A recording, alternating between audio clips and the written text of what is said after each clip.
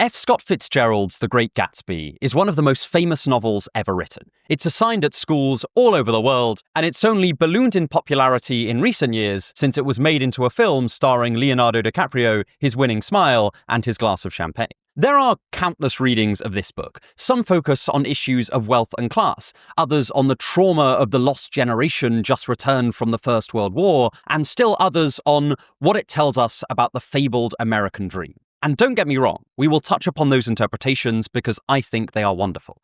But I also want to consciously try to do something a little bit different. I want to argue that The Great Gatsby is one of the most profound explorations of failure ever written, and that it can teach us something pretty important about the gnawing dissatisfaction that comes with being human. But first, let's just recap the plot of the novel so we're all on the same page going forward. My name is Joe Foley, and this is Unsolicited Advice. 1. The Great Gatsby, a brief recap. The Great Gatsby opens on a monologue by Nick Carraway, a man who has recently returned from serving in the First World War and moved to a suburb just outside of New York in Prohibition-era America to work in the city. The suburb consists of two eggs, named for a sort of weird geographical formation. There's West Egg and East Egg. West Egg is the somewhat less fashionable egg, and it's considered a little bit vulgar, a little bit nouveau riche, while East Egg is where the old, respectable elite of New York live and socialize. Nick himself lives in a modest dwelling on West Egg, but he has a pretty extravagant neighbor, one Mr. J. Gatsby. Gatsby lives in a huge, quite obscenely luxurious mansion and is constantly throwing these absurdly large and expensive parties for the well-to-do residents of New York and the surrounding area. At this point, Nick is just quite curious about his neighbor, but he doesn't pursue things any further. On a hot day, Nick goes to see Tom and Daisy Buchanan. Tom went to Yale with Nick, although they weren't close friends, and Daisy is Nick's second cousin and also Tom's wife. There, Nick meets Jordan Baker, an ex-golf champion with whom he strikes up a romantically tinged companionship for much of the novel. Here, Jordan tells Nick, while Tom and Daisy are absent, that Tom is having an affair with a woman in New York. It isn't really clear just how aware Daisy is of this, but Daisy certainly does come across as timid and unhappy in her marriage. Sometime later, Tom takes Nick on a trip into New York to meet his mistress, Myrtle, which, in my opinion, is just a really weird thing to do, but Tom seems dead set on it. There, we meet the woman herself and her husband, George Wilson, who is a rather sickly and deferential man who runs a gas station, and Tom torments him by forever dangling the prospect of selling Wilson his car. Wilson, for his part, suspects absolutely nothing of the affair and just sees Tom as a sort of stand-up loose acquaintance. Tom, Nick, and Myrtle then go into the city for a small party with some other New York residents. We're told that Tom and Myrtle cannot stand their respective spouses. Finally, Tom and Myrtle have a very heated argument over whether Myrtle is permitted to speak Daisy's name or whether that is too respectful to the woman who is ultimately Tom's wife. When Myrtle refuses to stop saying it, Tom loses his temper and smacks her, breaking her nose, which no one else tries to prevent or reprimands Tom for. Nick winds up taking the first train back to West Egg in the morning. Now, back at West Egg, Gatsby continues to throw these elaborate summer parties, which last all night and well into the early morning. Nick is eventually invited to one of these evenings, though when he arrives, he looks around and suspects that most of the attendees probably just showed up unannounced. Nick eventually finds Jordan there, and they grow a little bit closer, though so far Nick has not met Gatsby. In fact, the subject of Gatsby seems to be the main thing that anyone wants to talk about. No one quite knows how he got his money, or how he's managed to buy this extraordinary house, nor afford these endless parties. The leading theory among some is that he killed a man, but others think that he spied for Germany, or that he himself is a descendant of rich German nobility. The party itself is a strange mixture of upper-class East Eggians, up-and-coming businessmen, performers, stragglers, and people trying to sell the wealthy attendees various things. In one rather telling interaction, Nick meets a man who is prowling through Gatsby's library, and he's not really interested in the contents of any of the books, but he's just marveling at the fact that it looks fantastic and that the books themselves are real and not, as he had expected, cardboard facsimiles. But we're going to talk a lot in this video about how things like wealth and power can corrupt and influence people. And if, like me, you think that may be a problem with your newsfeed, then I recommend you check out today's sponsor, Ground News. Ground News is a website and app that gathers related articles from thousands of sources around the world in one place, so you can compare how different sources cover the same story. Every story comes with a clear breakdown of the political bias, factuality, ownership, and headlines of the reporting sources, with ratings backed by independent news monitoring organizations. Ground News are very kindly offering anyone who uses my link or scans my QR code 40% off their unlimited access Vantage plan as a special deal, so I highly encourage you to snap this up.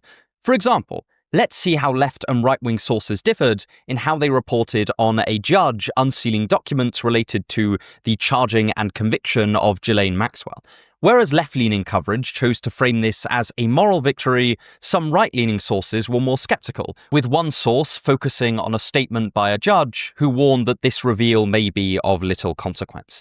Even when sources agree on the facts, they often choose to frame them differently, which leaves different impressions on the reader, and Ground News gives you access to all of them. One of my favourite features for encouraging critical thinking is the blind spots feed, which highlights stories that are disproportionately covered by either the left or the right.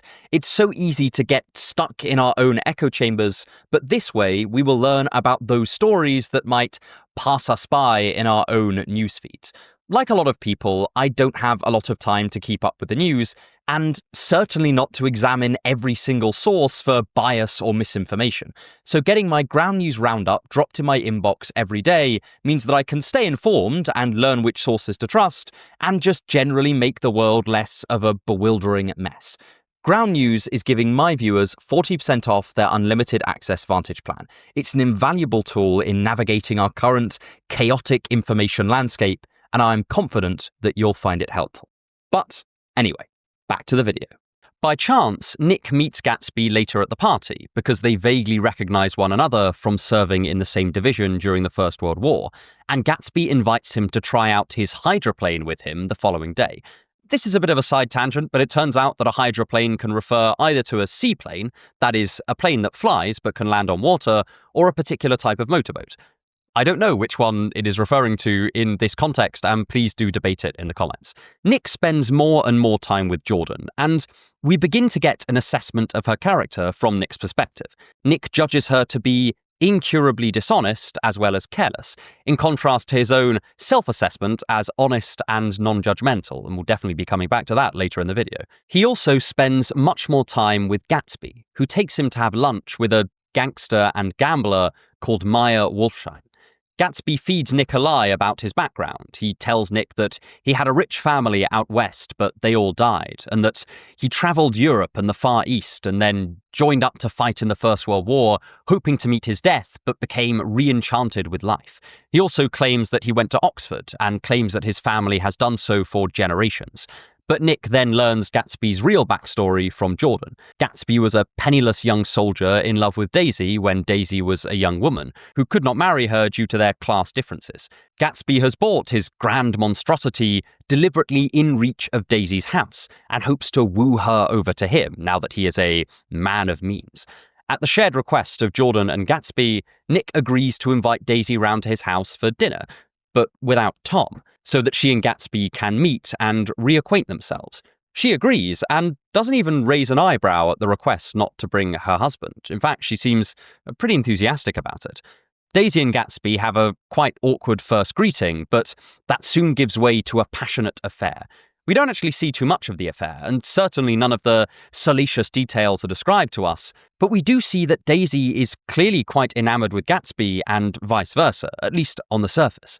Daisy also finds some degree of confidence in herself. She's no longer quite as under the thumb of Tom Buchanan. Daisy, Nick, and Tom all attend another of Gatsby's parties, and Tom is highly derisive of the whole thing. He suggests that Gatsby has got his money through illicit means and vows to find out how. Later, The Buchanans invite Gatsby and Nick over for dinner with them and Jordan on an absolutely unbearably hot day. Daisy here is not at all discreet about her and Gatsby's affair, and she almost seems to want Tom to notice. She's kind of flaunting it. Tom inevitably does cotton on, but for now he keeps his suspicions to himself. Daisy then suggests that they all go out since it's so hot in the house, and although Tom is clearly highly agitated, he agrees. Tom travels with Nick and Jordan in Gatsby's gaudy yellow car, and Gatsby and Daisy drive in Tom's coupe. On the way there, Tom stops off for some gas at Wilson and Myrtle's, where Wilson lets him know that he knows Myrtle is having an affair, but he just doesn't know who it's with. He plans to move himself and Myrtle away and thus prevent any further trysts. The gang reconvene at a hotel, where tensions almost immediately come to a head. Tom confronts Daisy and Gatsby about the affair and reveals that he now knows exactly how Gatsby made his money: bootlegging alcohol. Tellingly, he says this while he himself is holding a bottle of whiskey. Daisy is absolutely shocked at the news, and she has clearly abandoned any temporary wish she had to run off with Gatsby. We're also told that her courage has completely vanished. They all drive back to East Egg, but change cars, with Gatsby and Daisy in Gatsby's car and the rest in Tom's. Daisy drives her and Gatsby back and drives past Wilson and Myrtle's gas station. Myrtle thinks that it's Tom, come to rescue her and finally be with her, and she runs out in front of the car. She is hit and killed, and Daisy just keeps on going. She speeds off into the distance. Tom, Nick, and Jordan come across the grisly scene afterwards, where Tom tells Wilson who owns the car that killed his wife. Nick then meets Gatsby at the Buchanans, where Gatsby explains everything to him. Daisy was driving, but he will take the fall for it.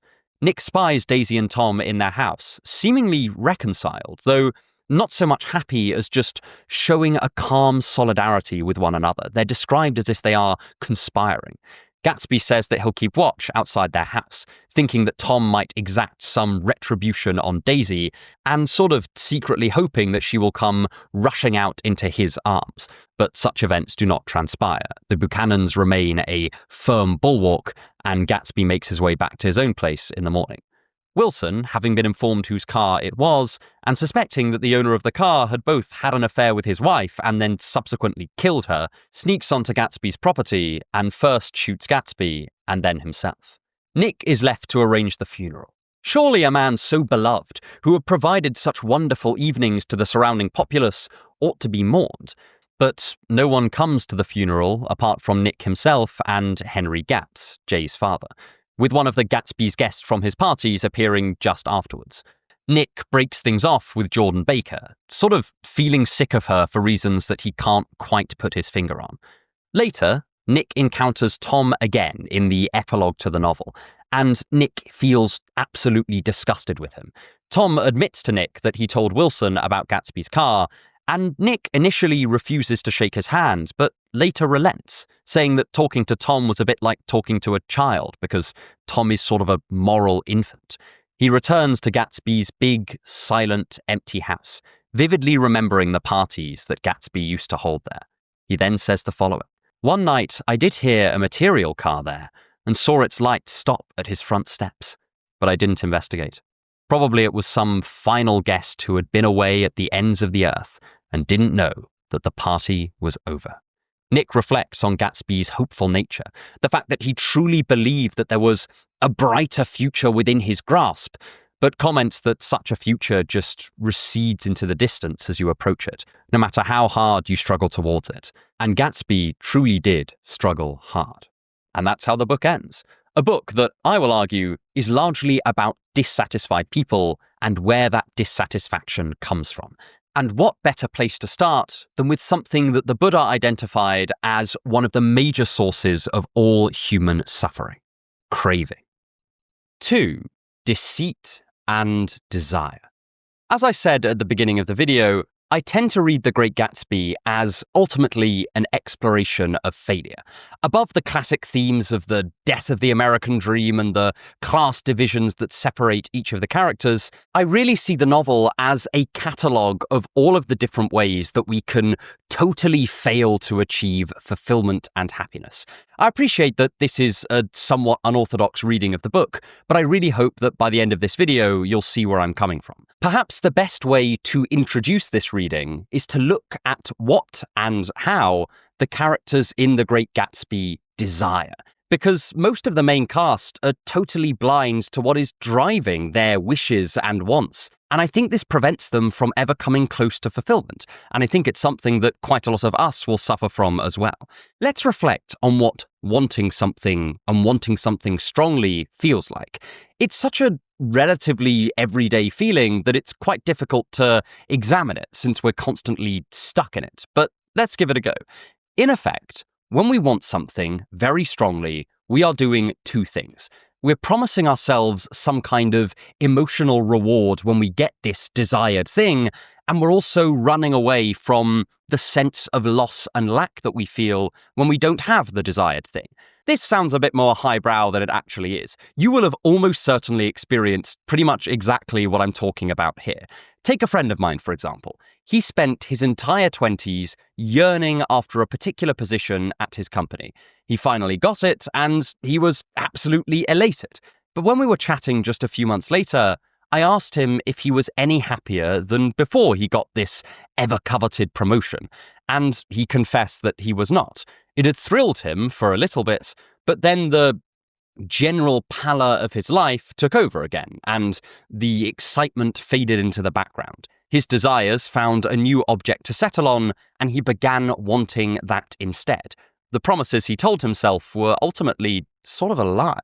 This pattern is everywhere in The Great Gatsby, and I think it's a big part of what gives the book this underlying gentle cynicism. It is present even before the events of the book start. Tom and Daisy are already married when we meet them, but their marriage has also already deteriorated to the point where Tom is having an affair and Daisy is miserable and suspicious. Daisy says that she loved Tom when they were first married, and Tom presumably loved her as well. They both desired one another, and Jordan even says that she'd never seen a girl so mad about her husband as Daisy when she was first married. So, despite what Gatsby wants to claim, Tom and Daisy's relationship was not merely a marriage of convenience. It was not something that she was absolutely forced into and was never happy in. It was two people who did genuinely love and desire one another at some point, and then found themselves underwhelmed once they had achieved and settled into the object of their desire. The same is true for Myrtle and her husband Wilson. In one passage, Myrtle says the following: "I married him because I thought he was a gentleman," she said finally. "I thought he knew something about breeding, but he wasn't fit to lick my shoe." And this statement reveals the whole twisted structure of desire in the romantic sections of the novel. These characters largely want one another under a sort of willful self-deception. Did Daisy want Tom, or did she just want what Tom represented, a high-class pairing with a true southwestern gent? Myrtle evidently did not want Wilson as he'd actually existed. She desired a kind of idealized version of him that would exemplify the breeding and gentlemanliness that she actually desires. I've spoken about this a fair amount on the channel before, but this reflects a process that the French author Stendhal calls crystallization. Stendhal points out that when we desire someone romantically, our imagination can very quickly carry us away, and we begin to severely overestimate both the personal qualities of our desired object and the impact that they would have on our lives were we to come together. There is no plausible way that Myrtle could have taken Wilson to be a well-off gentleman if she had a clear head. He is very clearly not wealthy and is always presented as a slightly sickly, weak man. But Myrtle could construct an image in her head of what he might be like and then picture it so vividly that it felt so very real. She's doing the same thing with Tom and their affair.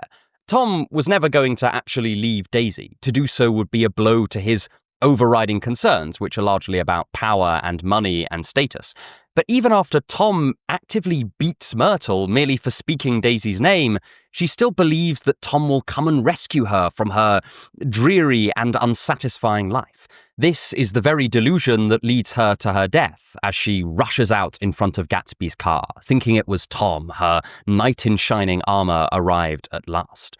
In each of these cases, there is inflated, crystallized expectations that then inevitably give way to resentment and disappointment when they simply can't be fulfilled. Even Daisy and Gatsby, which is arguably the closest thing the story has to a love pairing the readers can actively root for, suffer from this tendency towards delusion, towards thinking that they will complete one another and that each of them will be the final piece of the puzzle in their hopeless quest for happiness. Gatsby's sole ambition for the better part of 5 years has been to put himself in a position where he can win Daisy's heart and make her his. And yet, even when they are in the throes of a torrid affair, they seem pretty aware that they will ultimately disappoint one another. Here is how Nick describes Gatsby. As I went over to say goodbye, I saw that the expression of bewilderment had come back into Gatsby's face, as though a faint doubt had occurred to him as to the quality of his present happiness. Almost 5 years. There must have been moments, even that afternoon, when Daisy tumbled short of his dreams. Not through her own fault, but because of the colossal vitality of his illusion. It had gone beyond her, beyond everything. It is also notable that Gatsby and Daisy often wish Nick to be present when they're together. To borrow an observation from Lacan, they seem to desire that there be something actively blocking them from one another, at least a little bit. Perhaps they want this because they sort of know that what they actually pine after isn't there in the physical embodiment of the other person, and this is their way of staving off the inevitable disappointment that would ensue if they ever saw one another with clear eyes. This idea that our wills will deceive us into pursuing something by dangling the promise of lasting happiness and satisfaction and a calm will in front of our face is a pretty well-worn observation, philosophically speaking. It's something that both Arthur Schopenhauer and Emile Cioran talk about at length, and as mentioned, a version of this idea also makes its way into Lacan's psychoanalytic thought. For such thinkers, the stated and conscious objects of our desires are only really secondary to what our wills actually want to do, which is sort of to just go on desiring. This is why you can get a new car and a nice house and a great family and a great job and still find things to be unsatisfied about. You can always find things to desire more. It's why all the characters in The Great Gatsby have to continually construct wild imaginings about what would theoretically really make them happy. Gatsby has to glorify Daisy because being with Daisy has been his organizing wish for almost 5 years. He's pretty attached to it. Myrtle has to believe that Tom holds the answers for her own life dissatisfaction, because if that's not true, then she'd just fall into despair. In The Great Gatsby, hope is not a benevolent force that spurs the characters on to a genuinely better future. It is a constant, ever-changing mirage that promises contentment but never delivers. The characters' ignorance of this is what keeps them teetering between fantastical, outsized hopes and deep, penetrating despair. They're suffering from the delusion that fulfilling their conscious wants will make them satisfied and complete, when that's simply not the case. But this is not the only lie that the characters tell themselves about their desires. They also seem almost totally unaware as to why they desire the things that they do. This may seem like a bit of a strange claim to make. Myrtle says she desires Tom for his gentlemanliness and vitality, all the qualities that she sees lacking in her husband. Gatsby has desired Daisy so intensely for so long that he may have somewhat forgotten what drew him to her. But we are told that she was the first well-to-do girl that he knew. And we're also told this. It excited him too, that many men had already loved Daisy. It increased her value in his eyes. He felt their presence all about the house, pervading the air with the shades and echoes of still vibrant emotions. Gatsby obviously does have some simple desire for Daisy in herself, but, to use René Girard's term, his desire is also mimetic. It is mediated through all the people, real and imaginary, who also desire Daisy. If he can just get Daisy, Gatsby has demonstrated something incredibly significant about himself. that he is better than all of those supposed well-to-do people who tried and failed to win her heart. That's part of the reason it's so important to him that Daisy never loved Tom. Tom, with all of his old money and secure social status, is everything that Gatsby hopes to overcome, and he can do this, at least symbolically, by being the only person that Daisy has ever truly desired. Gatsby seems only faintly aware of these motivations, but they do hum away in the background. He was penniless when he first met Daisy, and now he is rich. And yet his domination of the old social structures is still incomplete, while Daisy does not love him. Gatsby is not the only person whose desire is pretty intensely mimetic or symbolic. Nick greatly admires Gatsby, but this has at least as much to do with his own contempt for Tom and his own wish to transcend his own financial means as it does the genuine enjoyment of Gatsby as a person. In fact, at the beginning of the book, Nick admits that Gatsby represented everything that he scorned. And yet, so long as he is a symbolic opposition to the power of Tom and Tom's world, Nick backs him to the hilt. I'm not suggesting there is no real friendship there. I think Nick and Gatsby do like one another. I'm just also suggesting that their relationship is clearly slightly more complicated than either of them are ready to admit. To Nick, Gatsby isn't just a man, he is a mystery and a larger-than-life character and a symbol of hope. After Gatsby's death, Nick says that he feels a sense of solidarity with him against the whole rest of the world. In many ways, Gatsby is sort of Nick's dream. And Nick is bitterly disappointed in him when he doesn't live up to this role, just like Myrtle is with her husband, and just like Daisy is with Tom. But in many ways, Nick has sort of forced this role of dream onto Gatsby. It's not something that Gatsby has consciously accepted. Nick is desiring him as much for what he represents as what he is. But again, these characters don't realize the real source of their desires. And this puts them in quite a significant predicament. They're constantly chasing after illusions for reasons they don't fully understand, and this inevitably keeps them trapped in cycles of disappointment. These ideas of illusion and thwarted desire and imposed symbolic significance are going to play a pretty central role in exploring the notion of failure in The Great Gatsby, because it's part of what causes the severe oscillation between hopes of permanent fulfillment on the one hand and inevitable disappointment on the other. And this in turn explains so much of the character's failures to be happy. And it's not just regarding people. The characters in The Great Gatsby also have an incredibly strange and, I would argue, pretty destructive approach to time itself. If you want to help me make more videos like this, then please consider subscribing, either to the channel, or if you're feeling incredibly generous and want to gain access to exclusive content, including my slow-motion book-by-book bookshelf tour, then consider subscribing to the Patreon, though it's absolutely no pressure. The links are in the description. 3. Abandoning the present. In his book, The True Believer, Eric Hoffer says that a hallmark of the fanatic is a total lack of investment in the present. The fanatic places all of their hopes either in restoring some prelapsarian past or in bringing about some vaguely defined utopia that can justify every excess of violence and cruelty that they wish to enact. The vision of paradise is what causes and justifies the fanaticism, and this rests on a general lack of investment in the present. Now, none of the characters in Fitzgerald's novel are out-and-out fanatics, and yet they do remind me of Hoffer's fanatics in their strange detachment from the time period in which they currently swim, and their overinvestment in either the past or the future. Take Tom, for example. Tom spends most of the novel arguing that America, or even the world, is on an irreversible downward trajectory. He is intensely nervous about his position at the top of the currently existing social hierarchy, and he yearns for a time when he and the other Southern aristocratic types were the unquestioned American elite.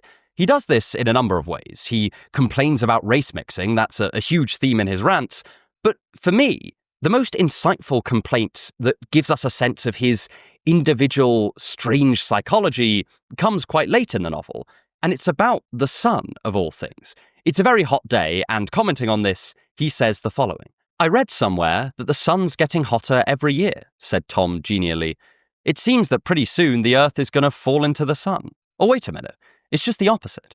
The sun's getting colder every year.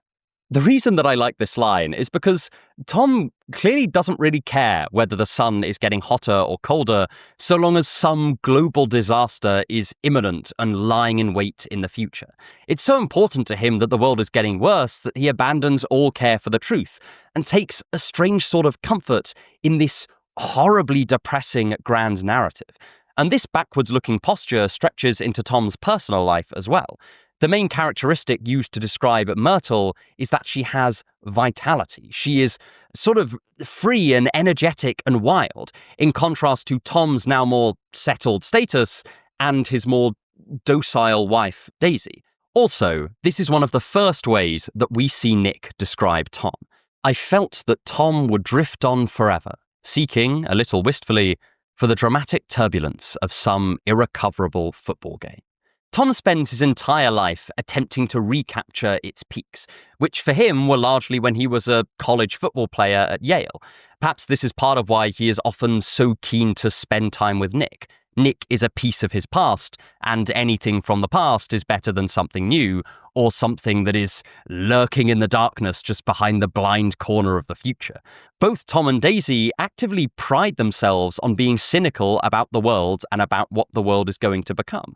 For Tom, I think this stems from his need to recapture his own glorious past and his worry that these new rich men like Gatsby will topple the stranglehold that he and his ilk have on the American status game. But for Daisy, I think things are a little bit more complicated, but ultimately no less misery and failure-inducing. Daisy is a woman mired in regrets. She regrets marrying Tom, as she doesn't love him anymore and he is unfaithful to her. She regrets her affair with Gatsby due to the revelation about his illegal activities. At points, she even seems pretty ambivalent about her own daughter. And this is a real contrast with how Jordan describes a younger Daisy. Then she was willful and energetic and charming and fun. She seemed full of potential for a great and happy life. Potential that she has fulfilled on paper by marrying a wealthy, handsome man, but has clearly not fulfilled in her heart, as she remains dissatisfied and unhappy and lonely. I think part of her desire for Gatsby just is a desire to return to 5 years ago when she was this young, gutsy person. The young Daisy would never be supplanted by another woman because that other woman had more vitality. Young Daisy seemed to have vitality in spades. And in Gatsby, she seeks to rediscover her own past, just as Tom rediscovers his past with Myrtle, albeit both highly unsuccessfully. One of the most famous passages in The Great Gatsby is near the end, where Nick describes Tom and Daisy like this. They were careless people, Tom and Daisy. They smashed up things and creatures and then retreated back into their money or their vast carelessness or whatever it was that kept them together and let other people clean up the mess they had made. I think Nick is right about Tom and Daisy's carelessness and their use of money to protect themselves, but they don't stop retreating at the point of money. Retreat is their entire worldview. They keep retreating. They retreat into past visions of America and past visions of themselves. But ultimately, it's a doomed retreat. The past can never truly be recaptured, and they are left swimming in unsatisfying memories and vain hopes that their glory days will somehow re-emerge. Nick paints their retreat as a kind of victory, and maybe temporarily it is. But if so, it is a deeply hollow one. Every small battle won against the future is futile in the face of the overwhelming power of time. Whether they want to admit it or not, Tom and Daisy are trying to swim upstream. And though they come out on top in The Great Gatsby, they are still full of despair in a present that they find unconscionable. Who knows? Maybe if they had a bit more energy, they would become one of Hoffa's fanatics. As far as the novel is concerned, despite Nick seeming to view their situation as triumphant, they give the impression on the reader of slowly fading away, like shuffling half ghouls futilely attempting to will themselves back into full life. Gatsby, for his part, is a very interesting contrast to this. In some ways, he too yearns for the past, in that he wants to recapture his relationship with Daisy, and I have seen people argue that this makes him a sort of parallel to Tom in his attitude to time. But I would argue something quite different. He wants to return to the past in a sense, But he does so in a very different way to Tom. He says that he wants to make everything as it was 5 years ago, but if we interrogate that claim, we realize that he can't possibly want that.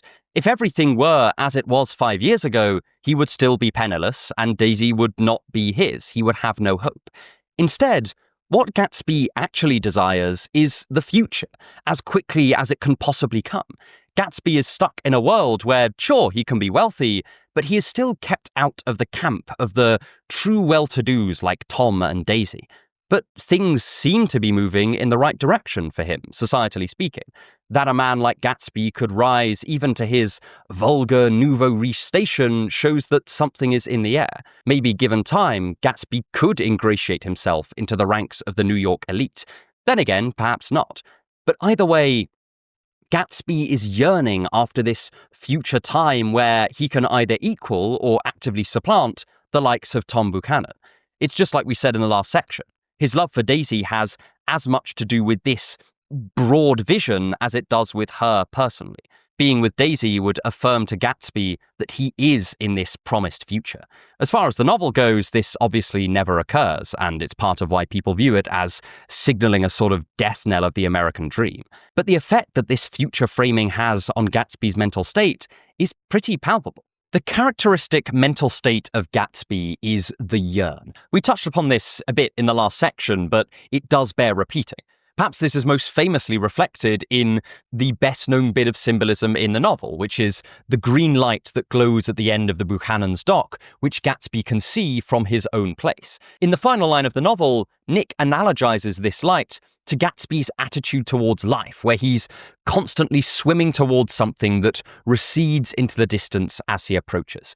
Of course, at one level, this is the dynamic between him and the mythologized version of Daisy that he has constructed in his head. But at another level, it is symbolic of his whole attitude to living only for this promised future, and thus losing care of the present moment in the process. It's like a form of philosophical long-sightedness. Gatsby is one of those characters who, in theory, should be happy. Ever since he was younger, he wanted to make something of himself, and now he has. But his constant fixation on Daisy and the idealized future he could have with her, if only times changed quickly enough, means that he cannot really enjoy or appreciate just how much his situation has changed already and just how much of his desires are already in his lap. Daisy and the wish for a promised, personally utopian future aren't separate desires for Gatsby. They are the same desire viewed from two different angles.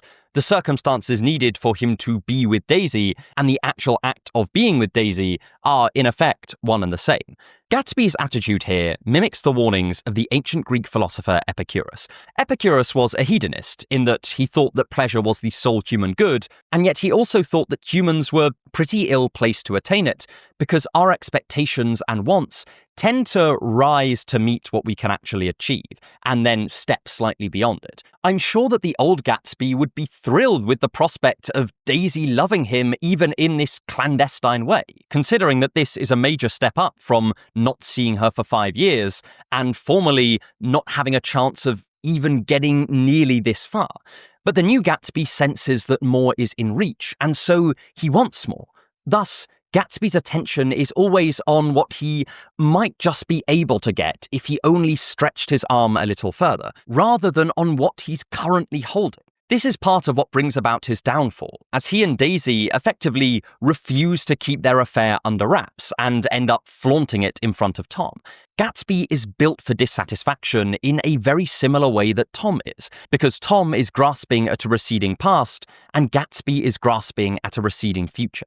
At the beginning of the novel, Nick observes that Gatsby is a man full of hope. This is how he describes him. He had an extraordinary gift for hope, a romantic readiness such as I have never found in any other person, and which it is not likely I shall ever find again. Gatsby turned out all right at the end. It is what preyed on Gatsby, what foul dust floated in the wake of his dreams that temporarily closed out my interest in the abortive sorrows and short-winded elations of men. There is some truth to Nick's description here, in that it is the clash between Gatsby's dreams and harsh reality that causes his despair, at least partly. But, at least in this passage, Nick sort of lets Gatsby off the hook a bit. Because as admirable as Gatsby can be as a character, it is the nature of his future-fixated hopes that dooms him to push things always that tiny bit further.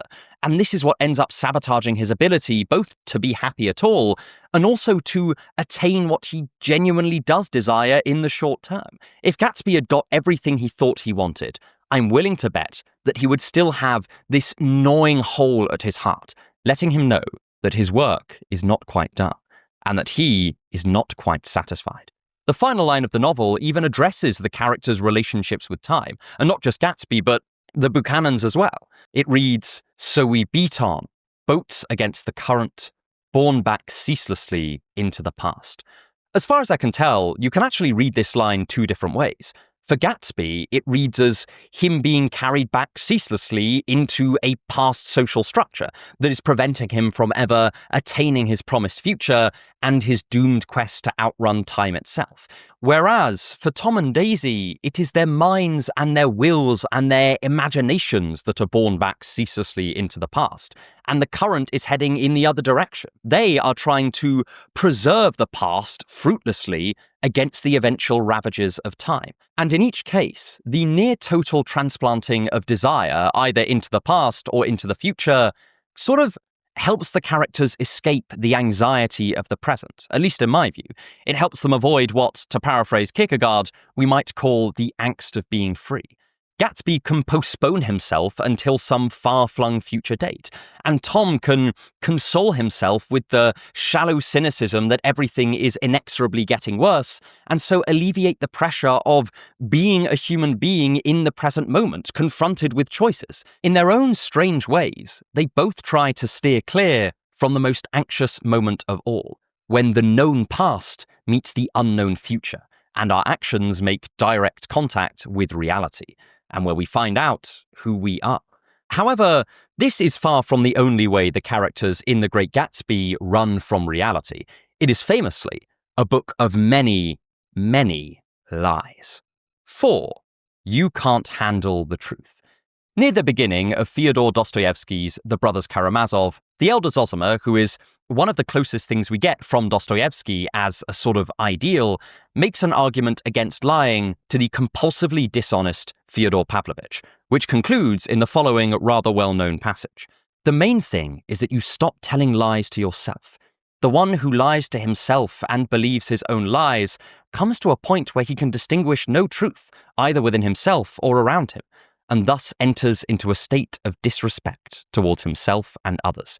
Respecting no one, he loves no one, and to amuse and divert himself in the absence of love, he gives himself up to his passions and to vulgar delights, and becomes a complete animal in his vices, and all of it from perpetual lying to other people and himself. However, what is slightly less known is the reason the elder Zosima identifies for Fyodor Pavlovich's line, which is the fact that Fyodor Pavlovich feels so very deeply ashamed of himself. To again quote the book directly, "I earnestly beg you also not to be anxious and not to be intimidated," the elder said to him meaningfully. "Do not be intimidated. Be just as you are at home. And above all, do not be so ashamed of yourself, for it is from that that all the rest proceeds." And by the way, you can cross off your unsolicited advice bingo cards for me mentioning the Brothers Karamazov in a video. Dostoevsky's great insight here is that an awful lot of what we consider simple dishonesty, or indeed things like spite or rudeness or anger, stem from some deep-felt inadequacy inside. And much of the deception in The Great Gatsby comes from exactly the same place. Of course, the most famous liar in The Great Gatsby is Gatsby himself, considering that he fabricates an entire backstory to fool Nick and others into thinking he is from some great rich family out west. The fact that he tells lies is not necessarily that interesting in itself, because at least part of it is probably driven by the simple practical need to come up with a story to explain where he got all of this money from without raising suspicions that he is a criminal. But the nature of his lies reveal exactly where Gatsby's own insecurities lie. The best example of this, in my view, is the lie he tells about being an Oxford man. It is true that Gatsby studied in Oxford for a few months after the war, But the fact that he feels the need to embellish this as if he were a full-on student there, and not only that, but that his family had attended Oxford for generations, is really telling. Oxford is one of the oldest and most prestigious universities in the world, and the very thing that Gatsby lacks in his own eyes is a connection to old, established money and status.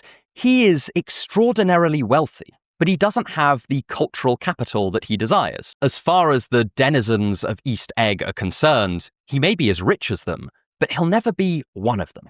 He's too vulgar, he's too gauche, too gaudy, too eager to please, to show off his money. He doesn't have the ease of someone who grew up in a plantation-era mansion and who knew that all their life. And Gatsby is painfully aware of that, so he is trying to scramble to collect as many bells and whistles of these old moneyed classes as he possibly can. Inadvertently, this embellishment about Oxford becomes one of the things that leads to his downfall, as it is the lie that people most easily pick up on. It's the same with his repeated use of the term old sport. It is noticeably affected, and people can almost certainly tell that this isn't coming from unconscious natural behavior, but Gatsby persists with it nonetheless. Gatsby's lies reflect who he wishes to be. He changes his name from the German or Eastern European Gats to the English Gatsby, in line with the trend set by the Scottish name Buchanan and Daisy's maiden name Faye, which is either English or French, but probably is meant to be Norman. That is, Gatsby gives the impression of coming from a family that has been in America for longer, rather than coming from a German family that would have probably arrived within the last 70 years or so. The most obviously tragic thing about Gatsby's lies is that he is driven to them by the social forces of his time. He feels that he could not be worthy of Daisy without some claim to grand pedigree. But interestingly, we sort of know that this isn't true for Daisy herself. We know this because she is the one person who absolutely definitively knows that all of Gatsby's tales about himself are made up, and yet she still embarks on her affair with him. And the thing that prevents her going with him is the fact that he's a bootlegger, not that he was not from an old family. So the lies that Gatsby needed to tell for Daisy's sake are actually much more modest than the lies that he actually ends up telling. And I think this points back to the fact that Gatsby's overriding desire is not just to have Daisy, it's to be a comfortable part of the world that Daisy represents. This is at least as much a part of his felt inadequacy as anything in the mind of Daisy herself. It's easy to miss this incredibly implicative component to his romantic interest. But also, it's far too easy to contrast Gatsby as the one person living a lie and everyone else being relatively honest. Each character, including Nick, who we will definitely get onto, intertwines their lives with lies and deceit in a way that basically robs them of their ability to honestly connect with others, and sometimes even themselves. Take Jordan Baker, for example. She revels in revealing some of Gatsby's lies to Nick, but her main function in the book is just to hide things from people. Most notably, she is supposed to be friends with Daisy, but she hides Tom's affair from her, only gossiping about it to Nick with a kind of troublingly gleeful tone when Daisy has left the room. She does the same thing to Tom when she aids Daisy in reuniting with Gatsby. Hell, it's even alluded to that she was a known cheat during her golfing career. Jordan even surrounds herself with people that she knows are not that bright, so she is confident she will never be found out. She is limiting herself with who she can form connections with because she feels like she has to constantly maintain this elaborate web of lies. And we don't even get to discover what most of the lies are. We just get them hinted at by Nick and by some of the other characters in the novel. The Buchanans obviously lie to one another regarding their respective affairs, but well beyond that, their whole relationship is a lie. They are the perfect couple to describe and a nightmarish couple for the actual participants. As much as Tom condemns Gatsby for being ostentatious and a show-off, Tom and Daisy's entire marriage is primarily aesthetic and utilitarian rather than something genuinely romantic. It was truly romantic at the start, but it has since significantly decayed, and now they primarily seem fixated on just presenting a united front to the outside world rather than trying to make one another happy. Nick describes them as like conspirators at the end of the novel, when they shield one another from the blame for Myrtle's death. But as much as they are conspirators against the world and conspirators within their own little class bubble, they're also conspirators against one another. They conspire and commit to lying to one another, to keep up their deception even to the point where Who can tell what is truth or fiction anymore? Who knows what they feel towards one another? Though Gatsby tells the most obvious lies, at least he is well aware that they are indeed lies. It is unclear whether Tom or Daisy even know what's true anymore. They are the ones who commit the Elder Zosima's cardinal sin and lie to themselves until they can't really tell which way is up anymore.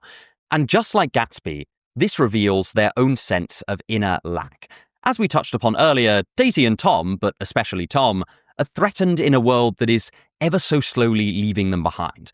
Tom is as anxious about the fact that Gatsby has been able to make this wealth as Gatsby is that Tom has access to all of the social class that Gatsby desires. It is imperative to Tom and Daisy that they remain as secure as they possibly can be. And one way they can do this is by being, as far as the world is concerned, an impenetrable fortress. As we said earlier, Nick paints their retreat back into their wealth as a victory for them. But retreating is a defensive maneuver, and the Buchanans are undeniably on the defensive, no matter how much they try to pretend otherwise. And their lies reflect this, just as much as Gatsby's lies reflect him. And so at last, we come to Nick. I understand why people might like Nick. I even like him for quite a lot of the novel. But also, Nick might lie to himself more than any other character in The Great Gatsby.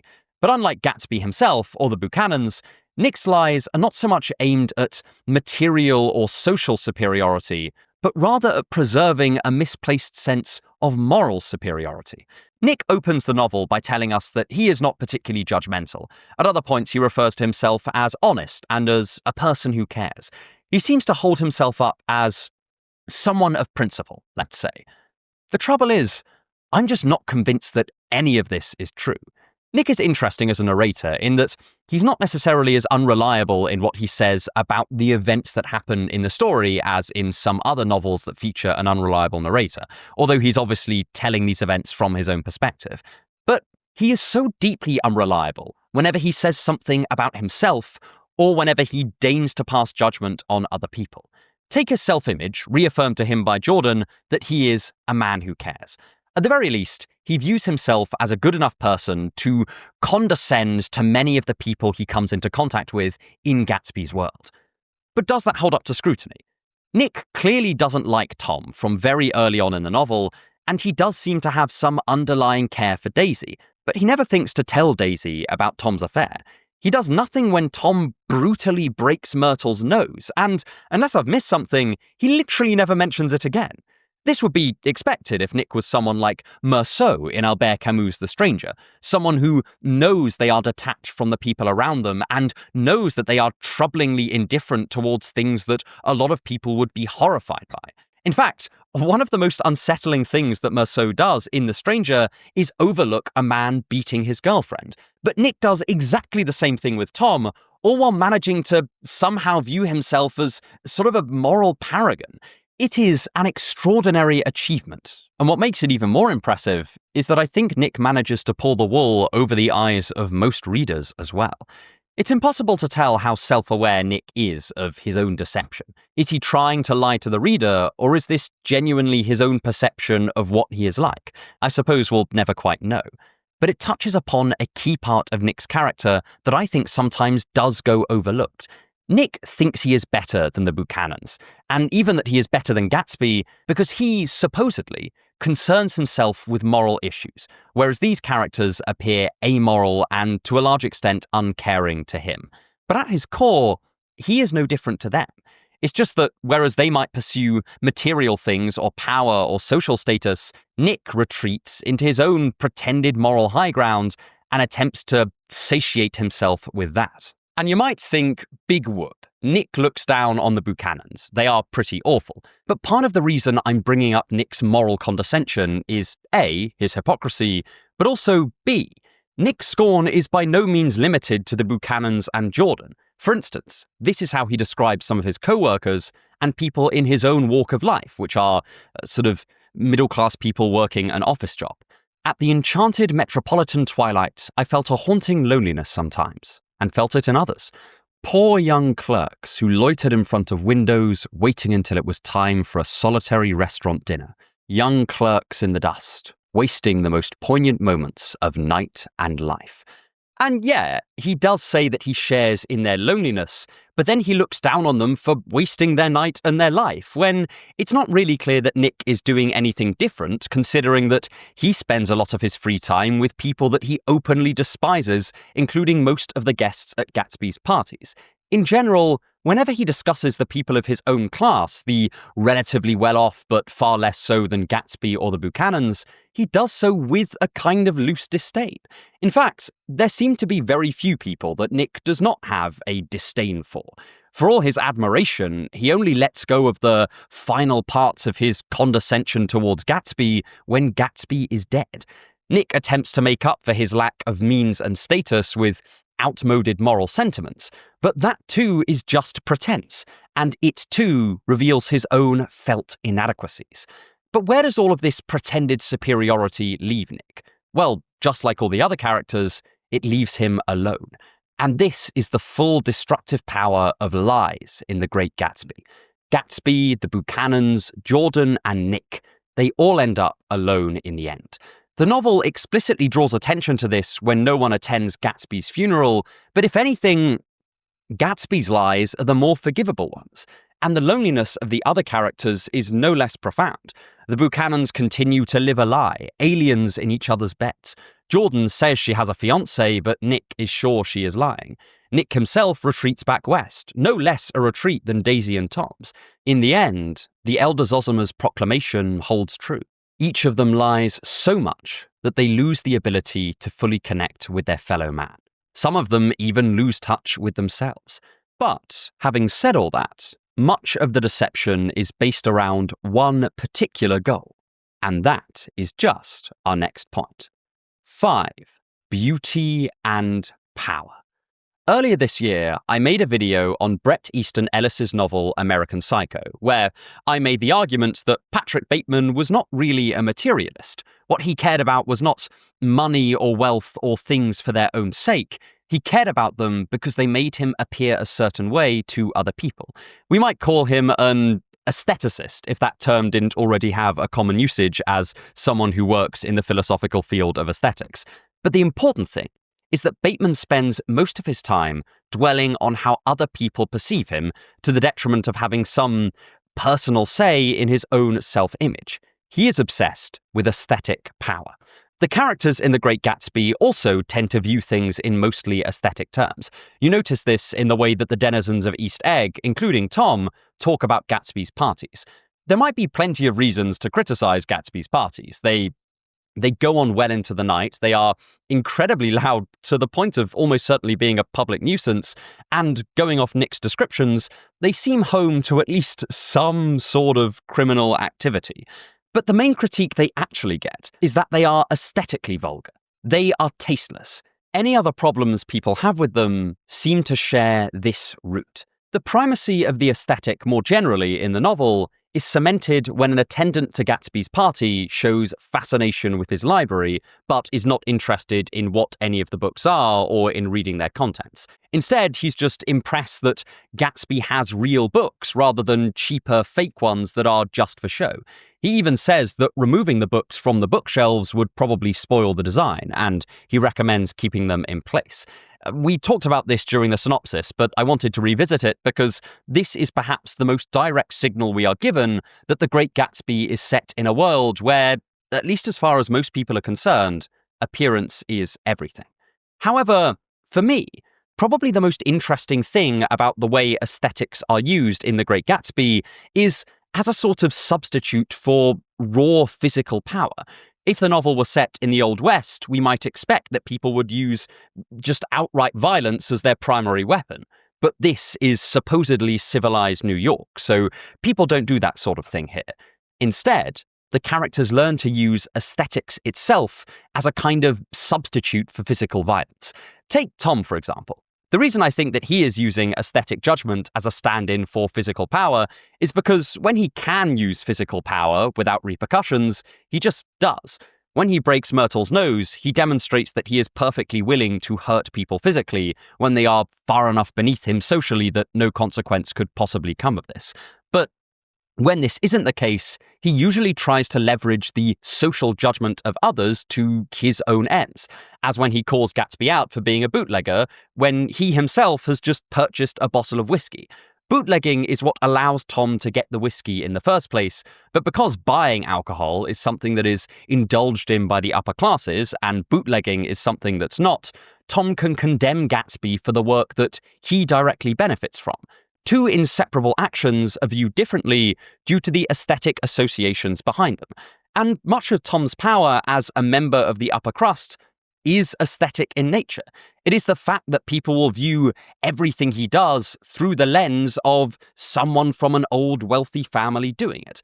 It's a bit like how we sometimes semi-romanticize alcoholism in characters like high-flying lawyers in a way that we would never do so for someone from a far different and far less well-off walk of life. We could actually make a related observation with Gatsby. Although Gatsby is not an explicitly violent man in the novel, he is pretty heavily involved with organized crime.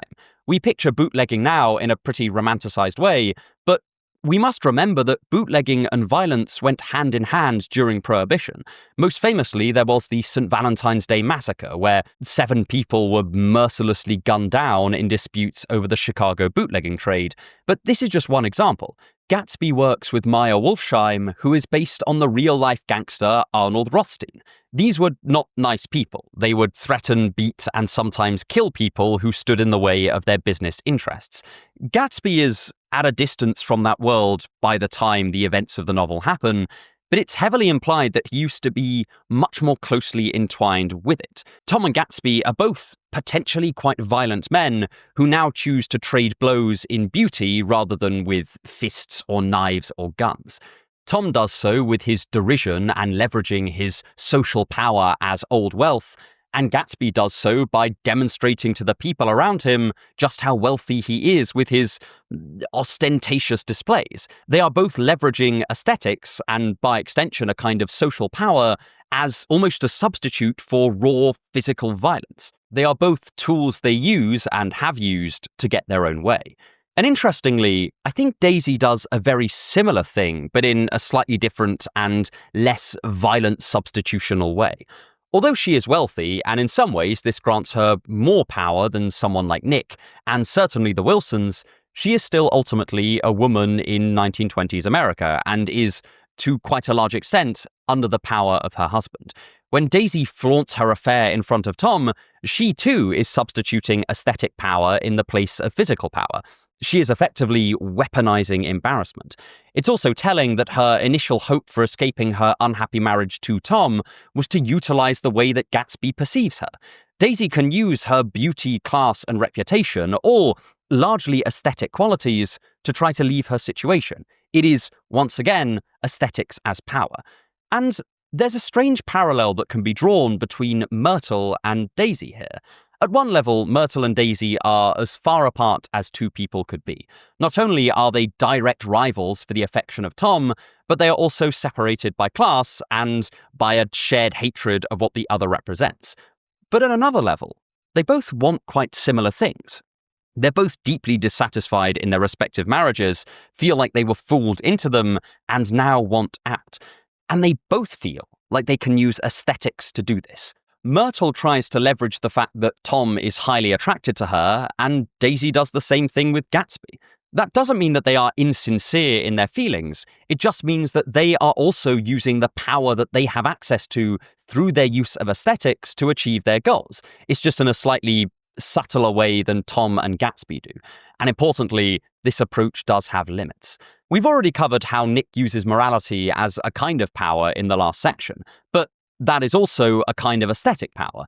But in his case, the power is leveraged not on the other characters in the novel, but on us, the reader. He has the power of being the aesthetic lens through which we perceive the entire story. If anything, The Great Gatsby itself is the culmination of this theme of aesthetic power, since the whole novel is a testament to how a highly developed art of writing can thoroughly shape our perception of a given series of events. If The Great Gatsby were told from Jordan's perspective or from Daisy's, it would probably look very, very different. And the limitations of a singular perspective and the power it can grant someone is well known. To use a line from Nietzsche's Genealogy of Morals, somewhat out of context and in a different sense than Nietzsche himself probably meant it, the more eyes, different eyes, we train on the same thing, the more complete will be our idea of that thing, our objectivity. The Great Gatsby is a fantastic demonstration of how, since Nick controls the perspective of the reader, he can convince them to take a particular view of the story. Nick may look down on the shallowness of the world he finds himself in and the way in which aesthetics are prized over reality, but he can't escape the power of aesthetic presentation. He is its greatest user because his whole account is an aesthetic presentation. He is using aesthetics to powerfully compel us to adopt his perspective on the events in The Great Gatsby, events upon which we, as the reader, have no hope of training further eyes. However, even as the novel itself becomes an exemplification of the power of aesthetics, it also defines its limits. The first example of this is Tom hitting Myrtle, where Myrtle's aesthetic power comes up against the limit of Tom's raw physical force. But there are a lot more examples of this, and each one undermines the perception the characters have that their aesthetic power has truly bought them a modicum of security and control over their world. First, when Tom learns about Daisy's affair and about Wilson wanting to move Myrtle across the country, we get this line. There is no confusion like the confusion of a simple mind, and as we drove away, Tom was feeling the hot whips of panic. His wife and his mistress, until an hour ago secure and inviolate, were slipping precipitately from his control. First of all, that's just such a well-written couple of sentences, it makes me realize my own inadequacies as a writer. But secondly, it is Tom confronting the limits of his own aesthetic power. If Daisy wants to leave with Gatsby, there isn't actually anything physical stopping her. Gatsby's money can protect her, and she has no small fortune herself. Likewise, Tom has no recourse against Wilson deciding to move him and Myrtle across the country. There's nothing his meticulously crafted image or his class or his reputation can do for him here. Just where he needs his power the most, Tom is powerless. And he only manages to get Daisy back in his grasp through the sheer luck that Gatsby is a bootlegger and the fact that Daisy hit Myrtle in Gatsby's car. And the more that I think about it, the more the whole last part of the book begins to look like a series of times that aesthetic power suddenly becomes powerless in the face of brute reality. The image of Myrtle running out in front of a car, believing that it is Tom who's come to whisk her away, only to be mown down by Daisy, illustrates this perfectly. It is all of Myrtle's hopes and ambitions based on her aesthetic power over Tom, dashed against an ugly hunk of solid metal. When Wilson shoots Gatsby, he too demonstrates the fragility of Gatsby's power. All of that money and glitz and glamour is nothing against a revolver and a man willing to sacrifice his own life in his quest for revenge. And this ties us all nicely back to that overarching theme of failure. The events of the second half of The Great Gatsby expose the fragility of the whole aesthetic constructed edifice on which the New York elite's power rests. An underrated example of this is in how Tom describes Wilson asking him whose car hit Myrtle, and giving part of the reason why he told him that it was Gatsby's. He came to the door while we were getting ready to leave, and when I sent down word that we weren't in, he tried to force his way upstairs. He was crazy enough to kill me if I hadn't told him who owned the car. His hand was on a revolver in his pocket every minute he was in the house. He broke off defiantly. The reason this is so important is because Tom's power dissolves yet again. The bullet cares nothing for his endless accrual of status, money, and reputation.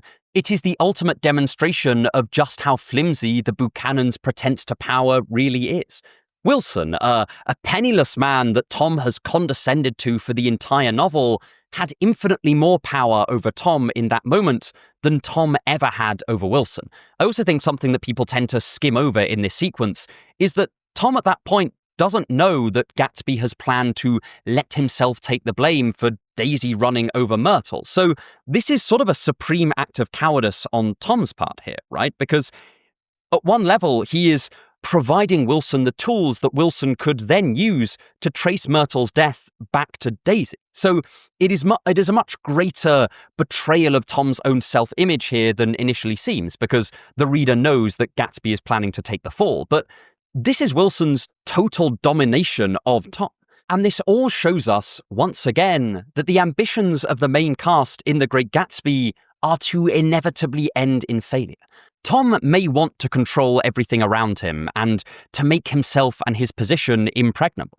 But in a single moment, he is emasculated and brought low by a man that he doesn't consider fit to wipe his shoe. The accrual of more and more will just never bring the security that any of the cast desire.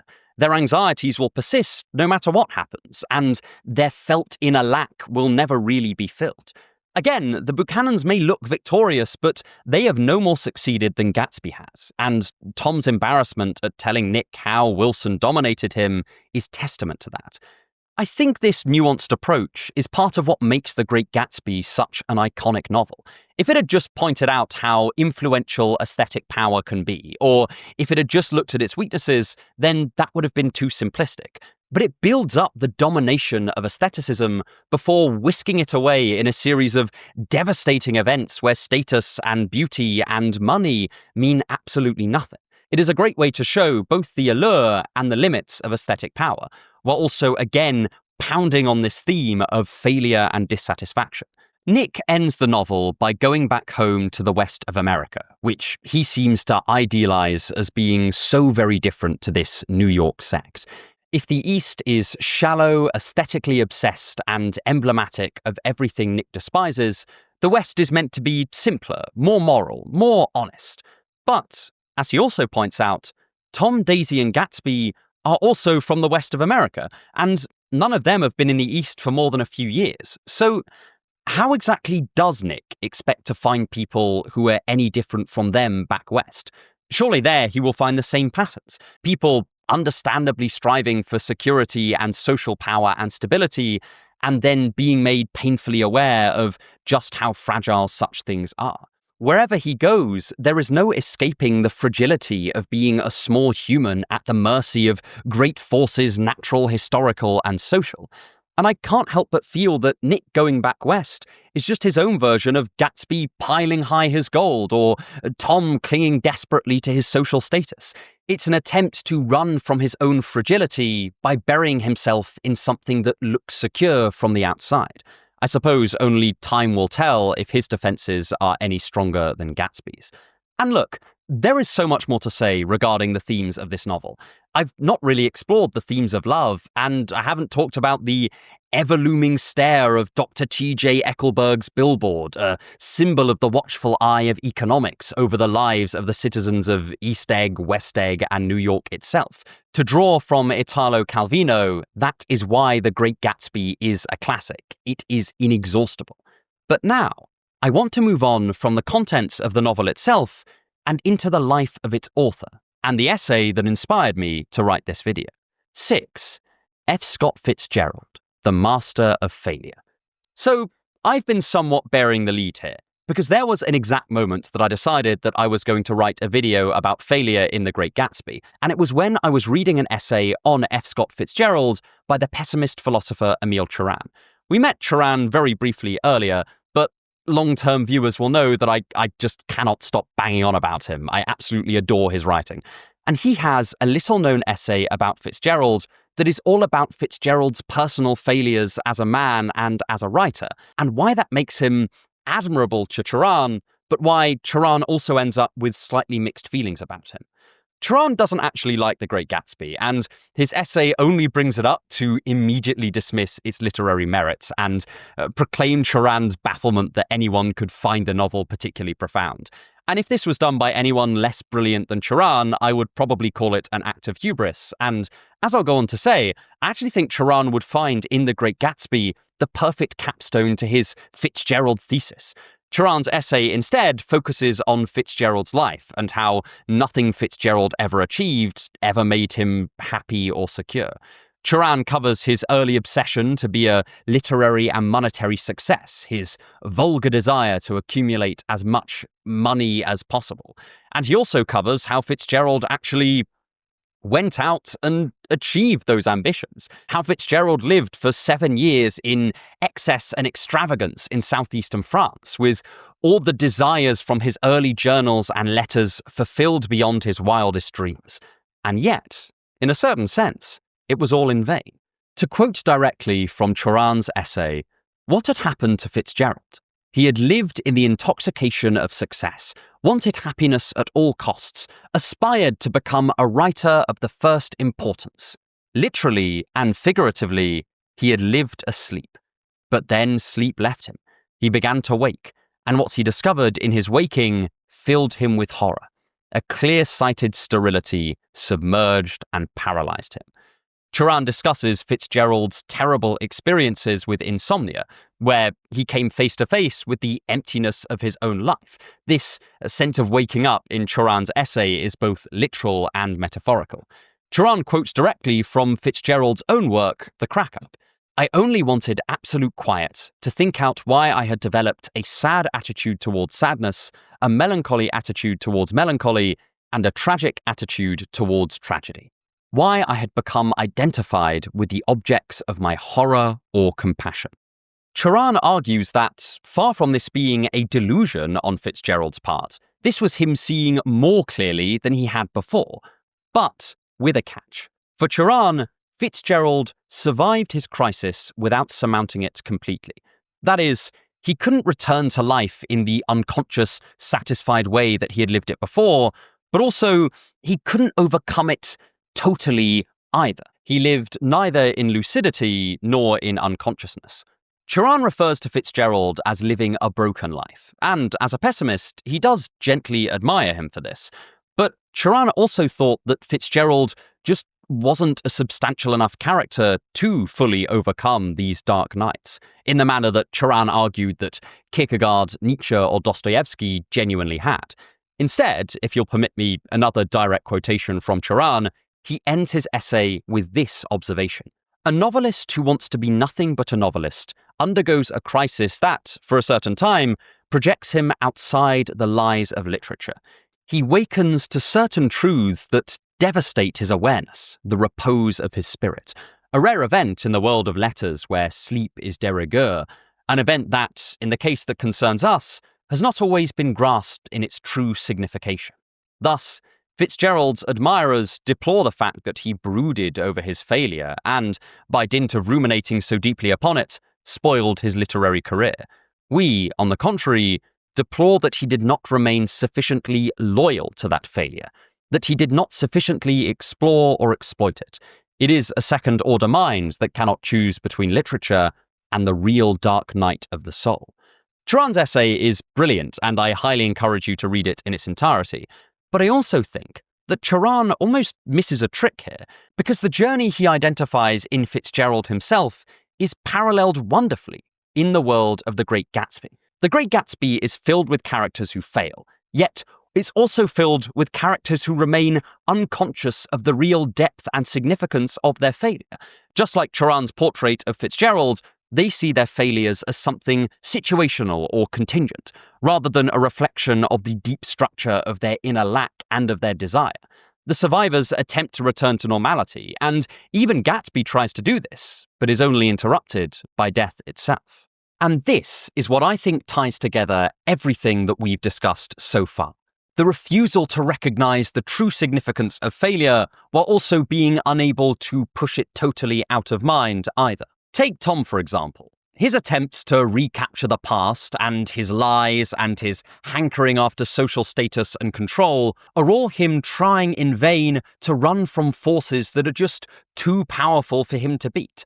The fact that time is slowly changing and the fact that he is a fragile, fleshy human being who will ultimately always be vulnerable to the key vulnerabilities of physical mortality are just not things he can actually escape. No matter how successful he is in his first-order aims, he will never actually be able to control the people around him or make him and his social standing truly invulnerable. His desires are unfulfilled because, I'd argue, like many of us, he desires the impossible. If he were actually able to recognize this, then he might be able to do something with that information, to explore and exploit it, as Turan wanted Fitzgerald to do. But instead, Tom lives in partial denial of his own failure, but is unable to return to his former sleeping peace. He will always have lost control of his wife and been shown up by Gatsby, and he will always have been at the mercy of George Wilson, even just for a second. Nick describes Tom as like a careless child, and we might think that that means Tom has truly managed to recapture his former unconsciousness when he was deluded into thinking that his world really was totally secure.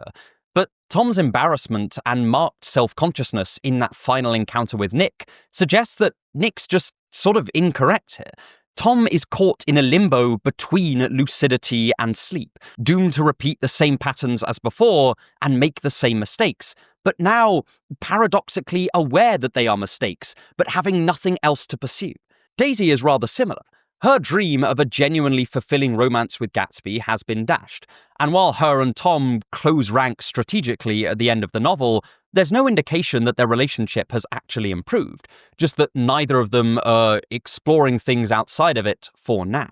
But Daisy also can't return to her state at the beginning of her marriage, when she was in love and in awe at Tom, and when Jordan described the pair as happy and devoted. They both know that they're unhappy, and there's no lapsing back into ignorance of this fact.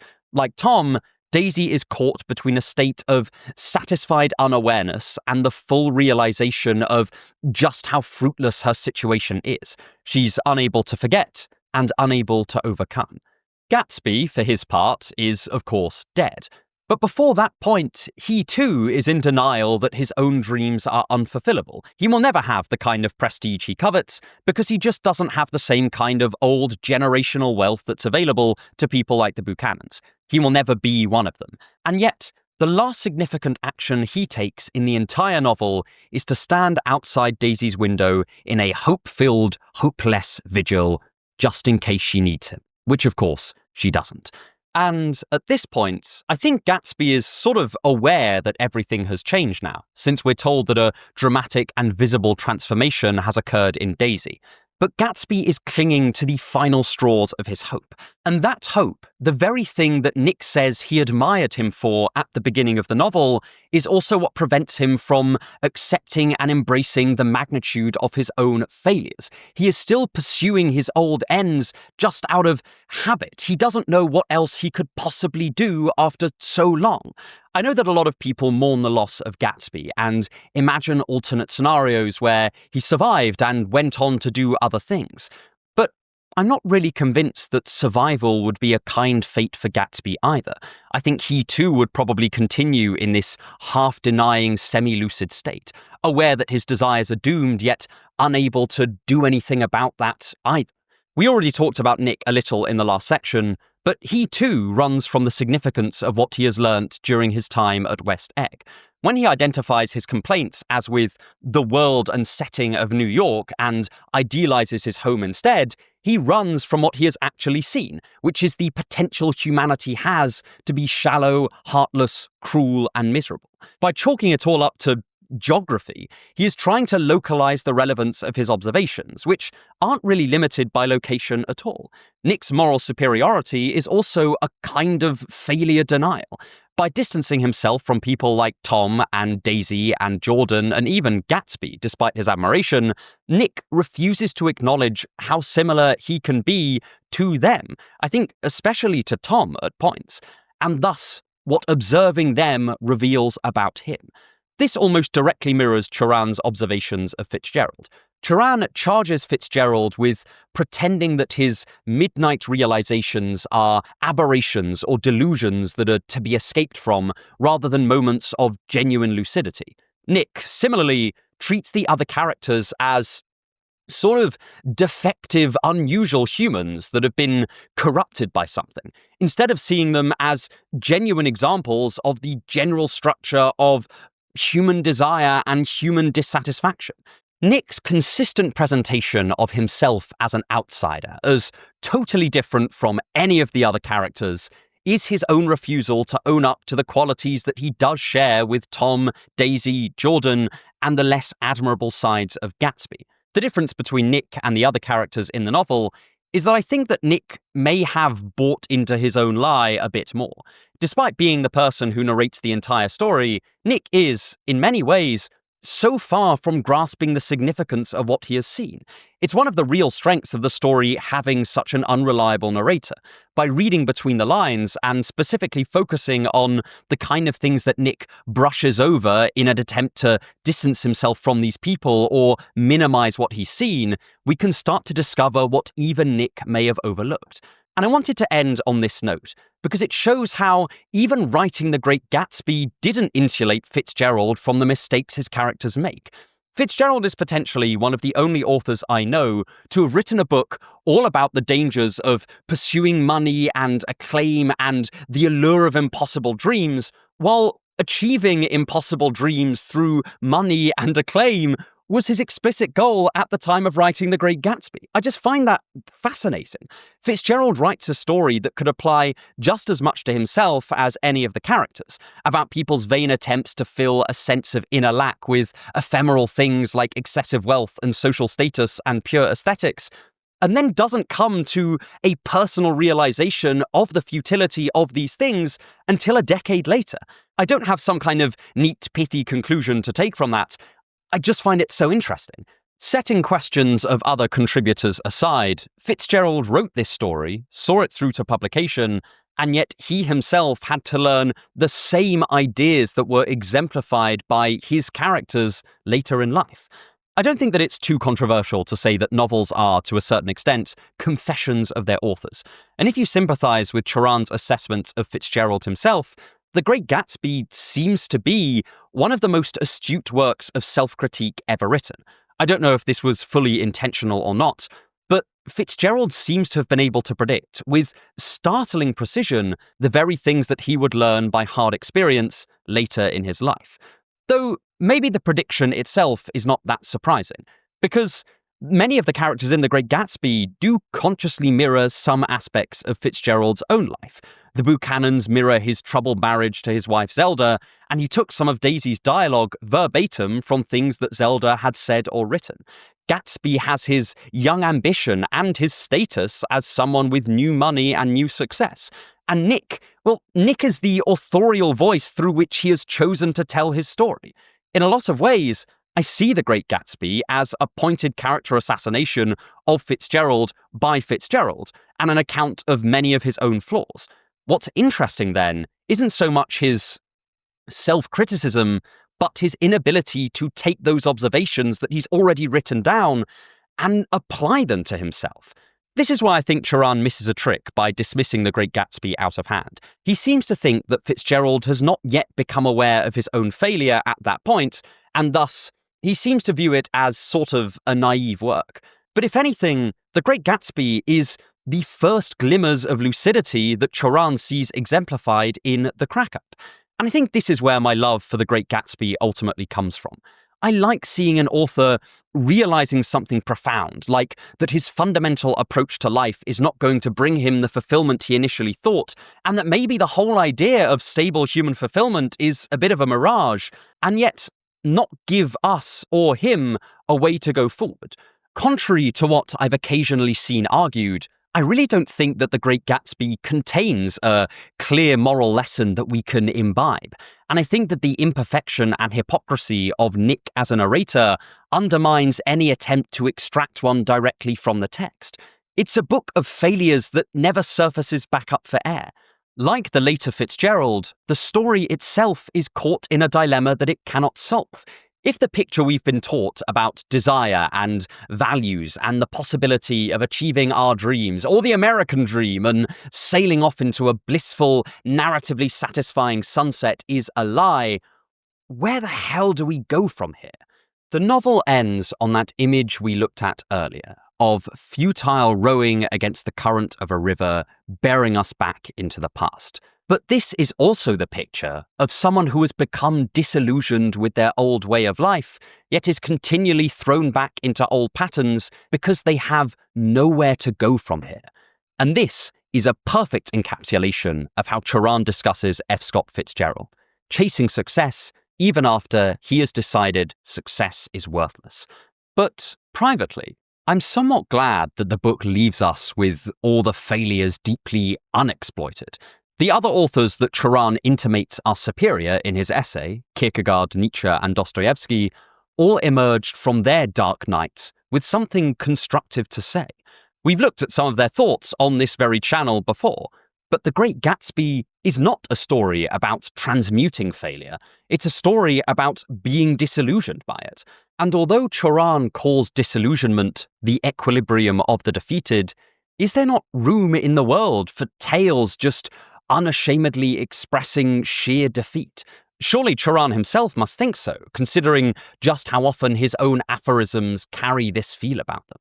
Turan calls Fitzgerald not great enough for the profound experiences he had as an insomniac, and perhaps that is a claim a thinker as profound as Turan can make.